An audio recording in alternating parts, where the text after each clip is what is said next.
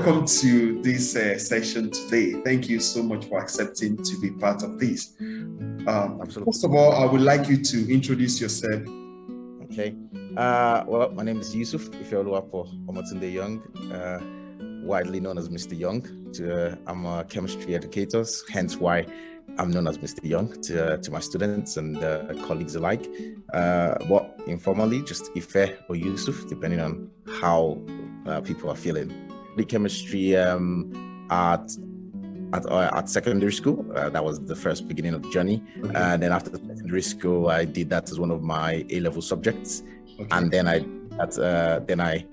ended up choosing to study chemistry for my undergraduate, and then did a master's. And then in between those, I realized, I actually not just enjoy it, but I enjoy the theory of knowledge and passing on chemistry knowledge. So I trained to be a chemistry teacher. So I did. So I've done chemistry for many years back to back. Wow. So what inspired you to go and study chemistry? Okay. What inspired me to like chemistry or study chemistry? Those are two different answers. What inspired me to, when I say like chemistry, was the opposite. My chemistry teacher was, we were not on good terms, but I found it interesting, but also it was a good way to be naughty, but also at the same time be naughty, but she can't say anything because I'm doing really well in chemistry. So it was a fun. But then obviously as time progressed, I realized, okay, I found it just natural to me, like the theories and the logic of chemistry. So I guess that really was what sparked it. And by the time I got to university, I realized that even before university at A levels, I realized, okay, of the subjects I was doing, I did chemistry, physics, math for the maths. I realized that chemistry was the one that I had the most affinity for. For example, physics, I just did it because I did it. I needed to do it. I liked it, but I just knew I needed to do it. Math was also like that. I was good at math, but I wasn't lucky enough to have an appreciation of math early on. So it was just, okay, I'm good at math, but I didn't really think beyond the context of what math could do until just 2 weeks before my A-level final exams that I picked up a book called Understanding Calculus, and I realized that the reason I actually like chemistry is because of the mathematical logic in it. And so that really helped me. Also, it helped me to appreciate math, and then also continue my love of chemistry just improved because I was like, okay, so I'm good at all these things, physics, math, and chemistry is just a cross-section of all of those. So that's what kind of moved from me liking it to me wanting to study it. That's the transition. Interesting. So how did you become a teacher? You studied chemistry for your first degree. You have a master's in chemistry. And what inspired the teaching aspect? That's a good question. Transitioning between undergraduate and masters, I was still trying to figure out. With chemistry, I knew I had options of many things to want to do. But I had a clear idea that I didn't want to work in a lab directly because that I didn't just find it as fun. It would just be repetitive or boring to me from my approach of that. But I ended up doing internships to kind of see what the industry is about. However, also, fortunately for me, it showed me that it wasn't what I wanted to do. Now, I then was at university. One of the things, because I did my university back in Southampton in England for my undergrad and master's. And what I found was, one of the things students do to just kind of make money is you help out. Now, I had good relationships with some of my professors, and just the year when I was doing my master's, the chemistry department branched out and created like a chemistry education section of it. And the professor who was doing it, I had quite a good relationship with him. And so I was just helping out with things like, when young students are coming in to look at university choices, or when they do outreach activities to encourage young ones to be scientists. And I found out, okay, I actually enjoyed it. So I was like, I've always known that I geek out about the idea of how do we actually learn, and how do you go from not knowing to knowing, and how do you build up on prior knowledge and logic. So kind of all of those things just became like a melting pot, and I was like, teaching could be a potential thing. But I'd never really been in a classroom. So I did the right thing, which was ask around. And then I also, just like with the internship, I also did a similar internship at a school whilst thinking about my applications to maybe be a teacher. So I went into a school and I realized, oh, okay, I like the context, and kind of took me back. And then I just made the decision, you know what? I seem to enjoy this more and more, and I seem to be kind of good at it. So let's see how we can explore it. And that's what has brought me to this point at which I'm a chemistry teacher now for a couple of years. Okay, let me go this way. So if you are not a teacher, what would you have done with your chemistry? That's a very good question. My other interests, actually, I'm very interested in technology and the idea of solving problems. So whether in a startup environment or just, in just more like in an inventive environment. Now, if I wasn't a chemistry teacher, I most likely would have found my way into industry.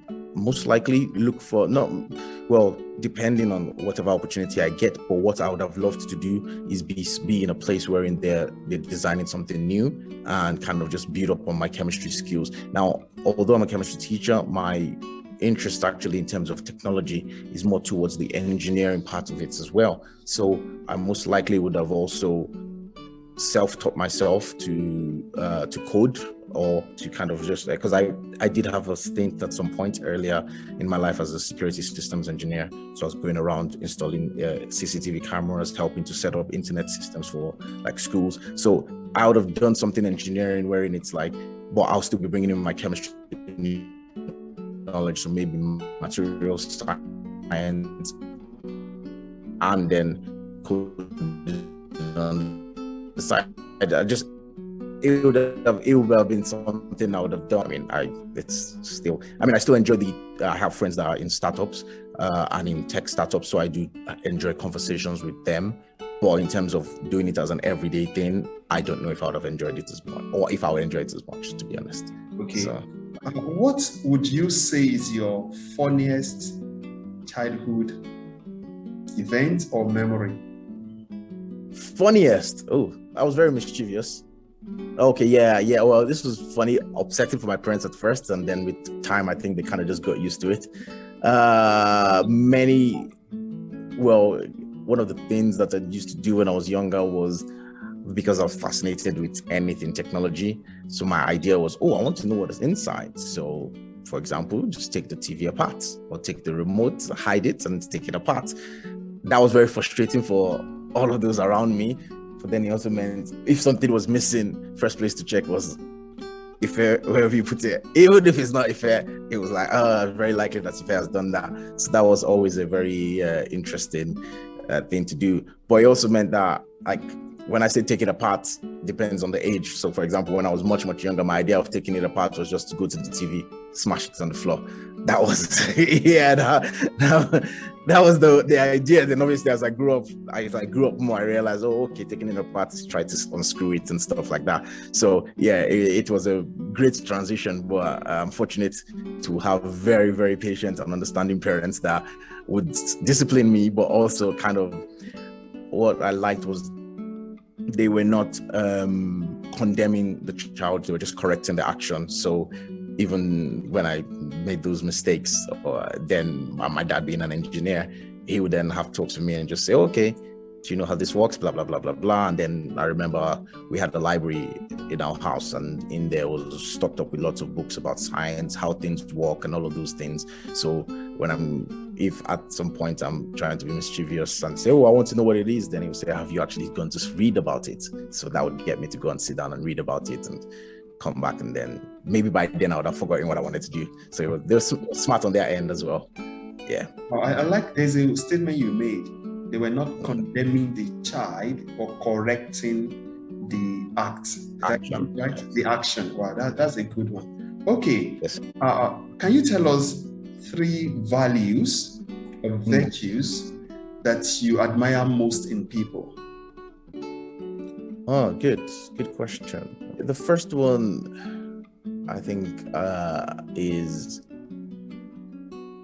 a concept of respect. But we all have our different definitions. But how I define respect is people that have genuine respect for those that are, I don't want to say below them, but those that they don't need for something. For example, respect for the person who's cleaning your house, right? You don't need them. They actually need you in terms of your source of employment for them, but you're giving them that modicum of respect that they're a human being and they've got their own lives and values and all of that. And so yes, respect for other people, and that is one. Number two is being positive, like not having a gloomy outlook to life. Like, be realistic in terms of don't be not thinking about fantasy, but being positive about being optimistic, but not like terribly optimistic in terms of just fantasy, but realistic, but in a positive way. Yeah. So like, okay, yes, we know things might be dire, but then finding the positivity to be able to, because that just brings the energy of the room up rather than down. And the third one is say honesty and truthfulness, and kind of combine them together. And when I say honesty and truthfulness, not just about saying the truth, but just trying to be true to yourself as best as possible. Okay, tell us one food that you can eat over and over again, more or less your favorite food. Cereal is the most important meal that man has ever made, okay? Because cereal can be breakfast, it can be lunch, it can be dinner. Cereal can be a snack. Cereal you can have it with ice cream, cereal can have it with milk. Now, the thing that's hilarious is I'm actually lactose intolerant, so I can't have normal milk, but I get lactose-free milk, I have alternative milk. So that shows the versatility of cereal. You can have cereal with yogurt, you can have cereal with normal milk, full fat milk, you can have it with soy milk, you can have it with almond milk, you can have it with oat milk, rice milk. Cereal, very important. And as you can tell, I get very excited about cereal. I told you I can write it. So what would you say is your happiest career memory or moment? My happiest career decision is, as I mentioned, moment, sorry. I recently had a change in countries and locations, and not obviously, but also of organization. But in leaving the current organization although I do have I believe I have a positive impact. I try to have a positive impact, but I didn't realize how much of an impact I might have had on the students which I kind of teach, because I try to not just be a teacher, but more an educator. So it was very interesting getting very personalized messages about the impact, about things that I didn't realize. And this went on for more than 2 weeks, in terms of whilst I was still there. But even moving forward, even past then, I still kept getting messages after. And even when, for example, the results came out, to students I hadn't taught for like last year or two, but they were still sending messages about how grateful they are that they had the opportunity to have interacted with me. And that just kind of motivated me it was very happy. It was a very happy moment because, I do it because I enjoy it. I am if I don't enjoy something, I don't think I'll do it. Or I'm not the kind of person that would just maybe keep doing it, or I'm very vocal about not enjoying it. But I do enjoy what I do, and I enjoy the interaction with the students and helping them become functional human beings. So it was such a happy moment to see them become themselves, because one of the things I say to them is, I'm trying to help you be the best version of yourself. And throughout the commonality in their messages was, they feel like they know themselves now, or they're on the journey to knowing themselves and being better, and they're going to push themselves. And I hope that they keep up with that, and that message gets pushed on moving forward. So yeah. Top 3 or best 3 decisions you've ever made? First best decision was the choice to want to teach, because it's a genuine privilege, in the sense of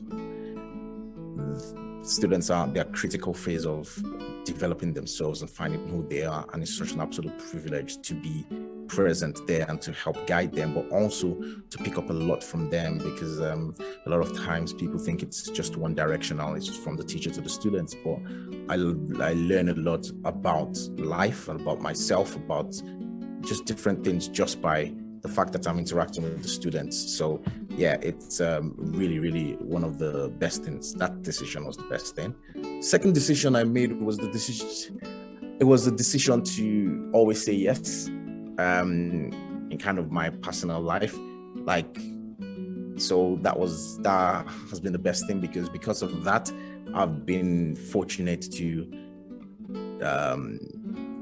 experience a lot of beautiful moments, beautiful places, beautiful cultures, travel a lot just by not being restricted, because it just became a mantra. Like, why am I saying no? Like, why is no the first thing that comes to my mind? So whenever a question or decision, for example, it's like, oh, okay, I want to go from this country to another. I'm like, oh, can I do 3 other countries in between? And the answer is yes, so why not? And then I've so that's been one of the best things. And I've had really, this last 2 months, I was fortunate to be able to go to 8 different countries in that space. So so that's been a good one.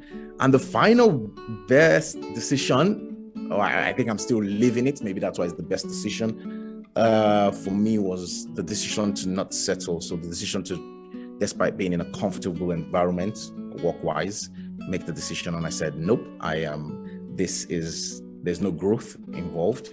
I was going to be doing exactly the same thing, and I couldn't see a pathway to be challenged. And I know it was a privilege. I was in a privileged position. And then I was like, nah, I have to push myself. And I went from having a secured position to not having anything. I'm panicking, to then having 6 different offers that were competing for me, and ended up being in this new position I'm in, wherein I get to see absolutely beautiful views, interact with a new crop of colleagues and students, still be able to keep the old relationships I have from the prior one and still thrive on the new ones I'm building. So yeah, that's been definitely the most recent best decision, because the more I progress, the more I realize, oh, that was such a good decision in terms of the opportunities I'm getting so far. So yeah. And if anyone watching this, please don't be scared to take that leap of faith into the unknown. Just believe in yourself. Like I said, I went from being extremely comfortable, and then I jumped into the unknown. And the beauty about jumping into the unknown was, when I then ended up getting to where I am now, looking back at it, this is more than a 60% increase in terms of, if we were to quantify it into numbers, not just the pay, but I'm saying in terms of the quality, is way more than a 60% increase to the comfortability I was having from before. So I'm glad I took that decision. Yeah. Okay. If you have an opportunity to correct 2 things in your past, maybe when you were a child till now, what 2 things do you think you would like to correct in your past? Very good question. And my answer has been very interesting. Nothing. Absolutely nothing. Reason being, I believe life is about choices, and life is about learning from one's mistakes, and the mistakes is what actually help us build to where we are. And in reality, I kind of tend to, just looking through history and looking through people around me, there's really no mistake that's make or break. There's mistake that could be very hurtful, but it's not make or break. It depends on your mindset. It's only make or break if you then wallow in the mistake and you don't then think about a way out and how to improve, right? So for me, looking back at it, I don't think I would. Yes, there'll be things like, oh, maybe learn coding earlier, like I mentioned. Well, there's a reason.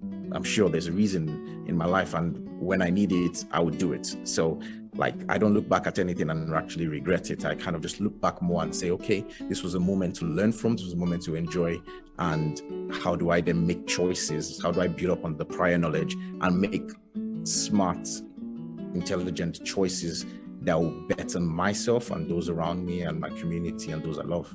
So yeah, that's how I view it. That's good. Okay, so my next question, your top 2 movies and why? There was this movie that I watched a while back and with the family, and I really liked the storyline and everything. Something called 3 Idiots. Okay. Yes, I liked that movie very much. Okay.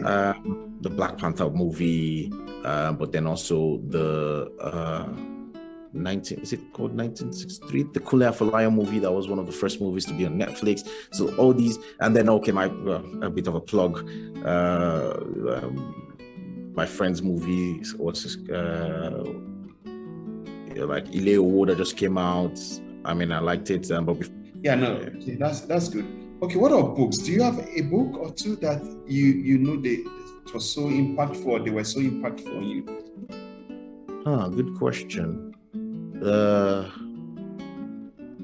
Yes, there's a book, How to Win Friends and Influence People. It's a book that I remember the lessons I've picked from the book have been very, I've just naturally imbibed them because I kind of resonated with them. So that's one book that has been very impactful.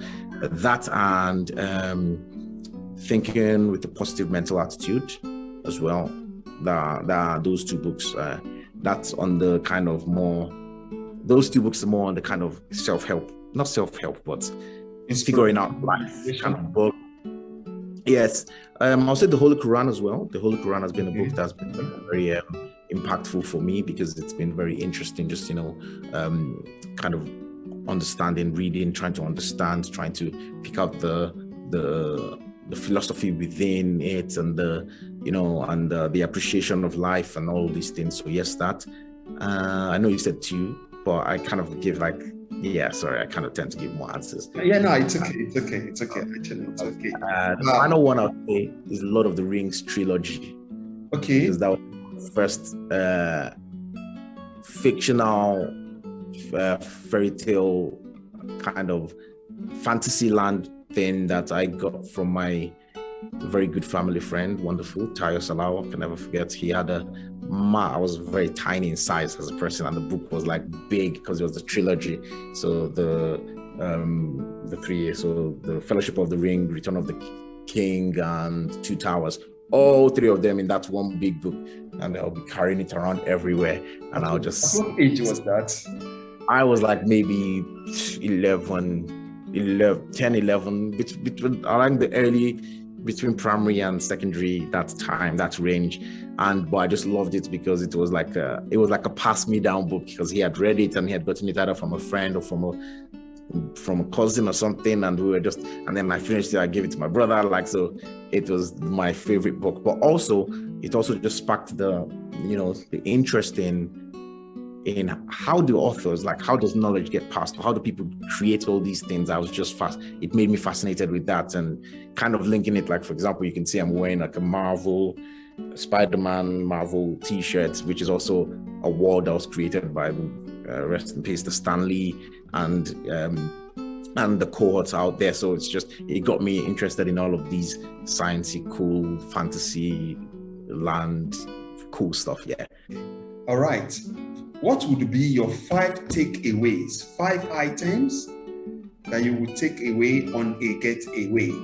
Now, let me expatiate on that question. So let's assume you're going to go away for a period of time, let's say for a week, to a place you've not been before, and you are only allowed to take 5 things, not more than 5 things, aside the clothes you're wearing. Okay? Okay, number 1, a phone. Okay. Simply because it's an absolutely powerful tool as a computer, as many other things. And it's also a cheat code because my phone is also a book and it's a map and it's everything else. Oh, yeah, I get it. Phone, a power bank for the phone. Righty. So that's 2. I have 3 more things outside of clothing. I would take a book. It's very unlikely I will read it, but I would like to just have a book, just because of the times when I get bored. All right. So a book. That's 3 things. 2 more things. I'll take. Okay, this one is a bit silly, but I would actually take my PlayStation as well. Yeah. A PlayStation. Yeah. Because I genuinely have been going on. Every time I travel, the first thing I pack in my hand luggage that I secure the most past any other thing is my PlayStation. So I will do the PlayStation. And finally, a praying mat. as well. Okay.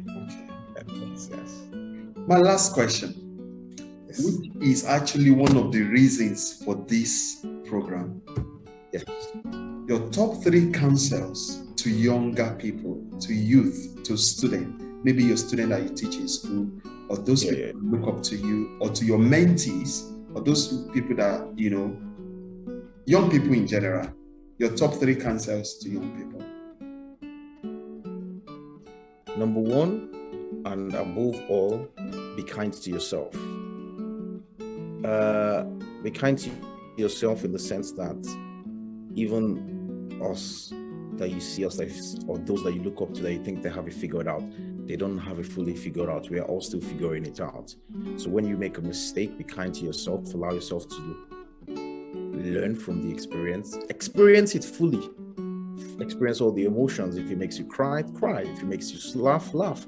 Experience it fully, and then take a step back and say, okay, this is both in good and bad.